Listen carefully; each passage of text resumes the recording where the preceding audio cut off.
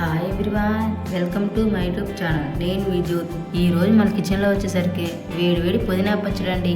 పుదీనా పచ్చడి అంటే ఎవరికి ఇష్టం ఉండదండి, అందరికి ఇష్టమే కదా. చాలా బాగుంటుందండి. నెయ్యి కానీ నూనె కానీ వేసుకుందంటే సూపర్గా ఉంటుంది. ప్రాసెస్ చూసిద్దాం రండి.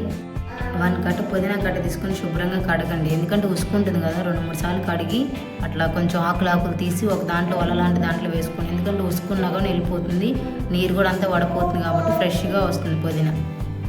స్టవ్ ఆన్ చేసి గిన్నె పెట్టేసి 1 కప్పు ఆయిల్ వేసి, ఆయిల్ బాగా హీట్ అయిన తర్వాత 1 కప్పు పచ్చిమిరకాయలు వేసానండి. పచ్చిమిరకాయలు ఎక్కువే వేసుకుని, ఎందుకంటే పుదీనా పచ్చడికి పచ్చిమిరకాయలు వేస్తేనే బాగుంటుంది కాంబినేషన్. కొంచెం పచ్చిమిరకాయలు బాగా వేగిన తర్వాత 1 కప్పు పల్లీలు వేసానండి. పల్లీలు వేసిన తర్వాత 1 టీ స్పూన్ ధనియాలు వేసానండి. ధనియాలు వేస్తే కొంచెం టేస్ట్ ఉంటుంది కదా. అవన్నీ కొంచెం బాగా మగ్గిన తర్వాత టమాటాలు ముందే కోసి పెట్టుకున్నామండి. 4-5 టమాటాలు తీసుకొని మంచిగా కట్ చేసుకొని అందులో వేసానండి. టమాటాలు కూడా బాగా మగ్గిన తర్వాత మనం పుదీనా ముందే కడిగి పెట్టుకున్నాం కదండి, అది వేసేయండి. పుదీనా త్వరగానే మగ్గుతుంది, ఎందుకంటే ఆకుకూరలు కదా త్వరగానే మగ్గిపోతాయి. అది వేసిన తర్వాత ఒక 5 నిమిషాలు చిన్న మంట మీద ఉంచండి, ఇంకా స్టవ్ ఆఫ్ చేసుకోండి. పుదీనా అంతా చల్లారిన తర్వాత మిక్సీ పట్టుకోండి. ఇంకా అన్ని పచ్చిమిరకాయలు టమాటాలు అవన్నీ వేయించాం కదా, ఇంకా అది వేసేయండి. కొంచెం చింతపండు ముందే నానపెట్టుకోండి. చింతపండు వేస్తే టేస్ట్ చాలా బాగుంటుంది. పుదీనా పచ్చడికి పుల్లగా టేస్ట్ కూడా బాగుంటుంది కదా.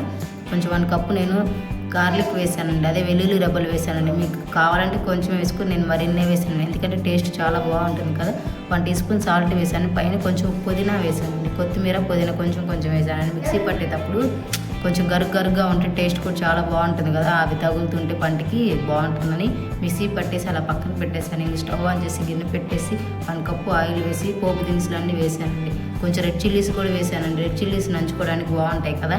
కొంచెం పోపు బాగా వేగిన తర్వాత ముందే మిక్సీ పట్టుకున్న పుదీనా పచ్చడి వేయండి. చూడండి, రోటీ పచ్చడిలాగా కొంచెం గరుగ్గా పట్టుకున్నాం కదా, టేస్ట్ కూడా చాలా బాగుంటుందని మన పంటికి తింటుంటే తగులుతుంటే. పుదీనా పచ్చడి చూడండి ఎంత చక్కగా కుదిరింది. మీరు కూడా ఒకసారి ఇలా ట్రై చేయండి, చాలా టేస్టీగా ఉంటుందండి. వేడి అన్నంలో వేసుకుంటే సూపర్గా ఉంటుంది. ఆకుకూరలు హెల్త్కి కూడా మంచిదే కదండి, కొంతమంది తినరు కదా. ఇలా చేసుకుని తింటే సూపర్ టేస్ట్ ఉంటుంది, హెల్త్కి కూడా మంచిదండి.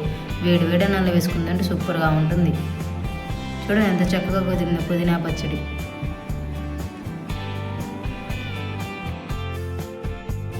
మరీ మెత్తగా కాకుండా మరీ గరుగ్గా కాకుండా రోటీ పచ్చడిలాగా చూడండి ఎంత చక్కగా కుదిరింది పుదీనా పచ్చడి.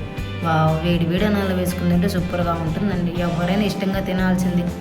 దాంతోపాటు ఏదైనా ఫ్రై వేసుకుందంటే ఇంకా అదిరిపోతుందండి. మా వీడియో నచ్చితే లైక్ చేయండి ఫ్రెండ్స్, మా ఛానల్ని సబ్స్క్రైబ్ చేయండి ఫ్రెండ్స్.